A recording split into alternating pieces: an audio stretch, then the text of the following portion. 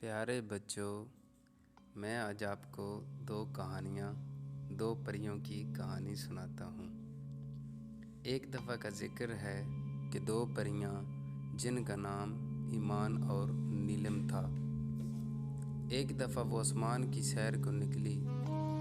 وہ اڑتے جا رہی تھی کہ اچانک ایمان کی نظر ایک چمکتے ہوئے پتھر پر پڑی اور اس نے کہا، نیلم نیلم، وہ دیکھو، وہ پتھر کتنا چمک رہا ہے، مجھے وہاں جانا ہے۔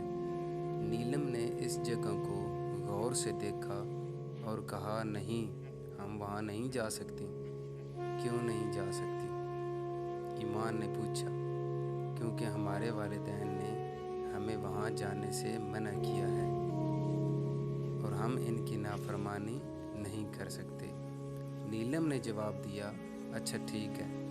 ایمان نے کہا، ارے وہ دیکھو، ایمان کتنے پیارے پھول ہیں، وہاں چلیں؟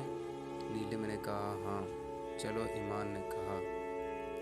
نیلم پھول دیکھ رہی ہوتی ہے اور اس کی خوشبو سونگھ رہی ہوتی ہے اور ایمان اس موقع کا فائدہ اٹھاتی ہے اور جلدی سے اس چمکتے پتھر کے پاس پہنچ جاتی ہے۔ وہ جیسے اس پتھر کو ہاتھ لگاتی تو پتھر سے روشنی نکلتی اور ایمان غائب ہو جاتی۔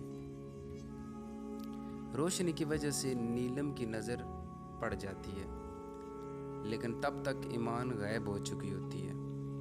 اوہ، یہ کیا کر دیا تم نے ایمان، تمہیں یہ نہیں کرنا چاہیے تھا۔ اب میں مما پاپا کو کیا بتاؤں گی کہ ایمان کہاں گئی؟ یہ کہہ کر نیلم واپس چلی گئی۔ اب روشنی ختم ہو گئی تو ایمان حیران رہ گئی، کیونکہ وہ بہت عجیب جگہ پر تھی۔ وہاں اندھیرا ہی اندھیرا تھا۔ یہ میں کہاں آ گئی؟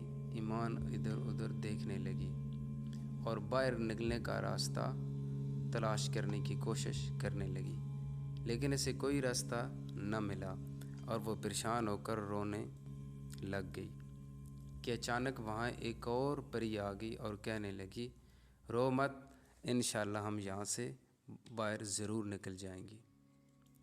اس پری نے کہا۔ ایمان نے اس کی طرف دیکھا اور کہا، تم کون ہو؟ یہ کون سی جگہ ہے؟ میرا نام چمن پری ہے اور یہ ایک ایسی جگہ ہے کہ یہاں سے کوئی نہیں نکل سکتا۔ کیا مطلب؟ ایمان نے پوچھا۔ چمن مسکرا کے کہنے لگی کہ کیا تمہارے ماں باپ نے کچھ نہیں بتایا؟ نہیں، ایمان نے جواب دیا۔ تب چمن کہنے لگی کہ یہاں پر ایک چڑیل نے جادو کیا ہے اور اس جادو کو کوئی بھی آج تک نہیں توڑ سکا۔ کیا مطلب آپ کی بات کا؟ ایمان نے کہا۔ نیلم آ گئی، تم ایمان کدھر ہے؟ نیلم کی ماں نے پوچھا۔ السلام علیکم امی جان۔ ایمان اپنی دوست کے ساتھ آج رات رہے گی، کیونکہ اس کی دوست کی آج سالگرہ ہے۔ وہ ہمیں راستے میں ملی تھی اور ایمان کو اپنے ساتھ لے گئی، نیلم نے جواب دیا۔ وعلیکم السلام، ٹھیک ہے، جاؤ تم آرام کرو، میں کھانا لے کر آتی ہوں۔ نیلم کی ماں نے کہا، ٹھیک ہے امی، نیلم نے کہا۔ چمن پری ایمان کو بتانے لگی کہ یہ کہانی 15 سال پہلے کی ہے۔ تب ہم پریوں اور چڑیلوں میں کافی اچھی دوستی تھی۔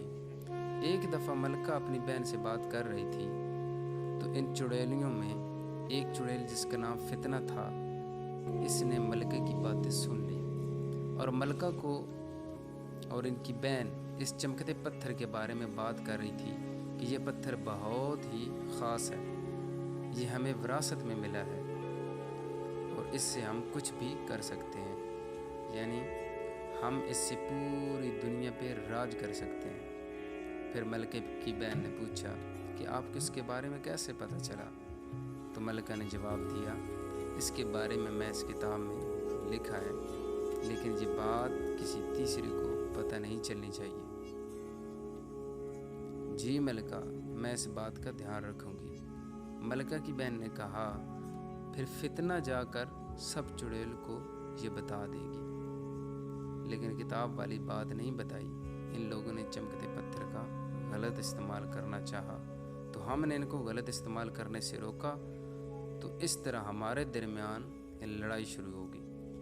اور پھر جب ہم جیت گئے تو ان چڑیلوں کو شکست کھانا پڑی، لیکن فتنہ تو شکست کھانا پسند نہ تھا، اس لیے اس نے ملکہ کی غیر موجودگی میں وہ کتاب چرا لی اور اس چمکتے پتھر پر جادو کر دیا، اور تب سے آج تک یہاں کوئی بھی باہر نہ جا سکا۔ نیلم اب تو ایمان کو آ جانا چاہیے تھا۔ آخر دوپہر ہو چکی ہے، بلکہ شام ہونے کو آئی ہے۔ کیا اس نے تمہیں بتایا کہ وہ کب واپس آئے گی، یا تمہیں کچھ پتہ ہے؟ نیلم کی ماں نے نیلم سے پوچھا۔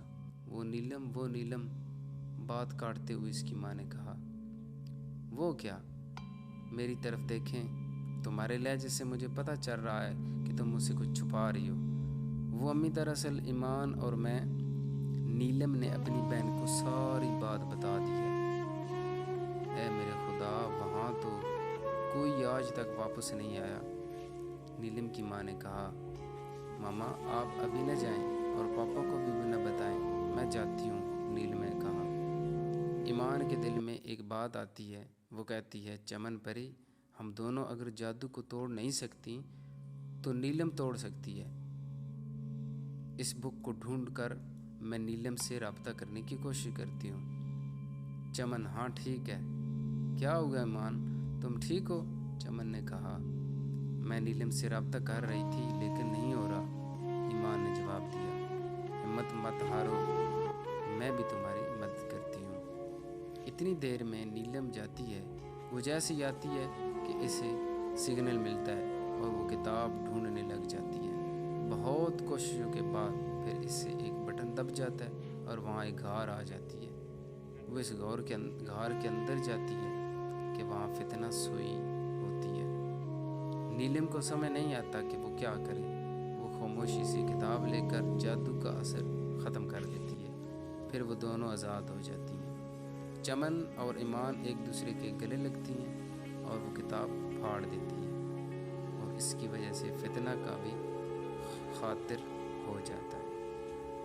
نتیجہ، ہمیں اپنے والدین کی نافرمانی نہیں کرنی چاہیے اور مشکل میں ہمت نہیں ہارنی چاہیے۔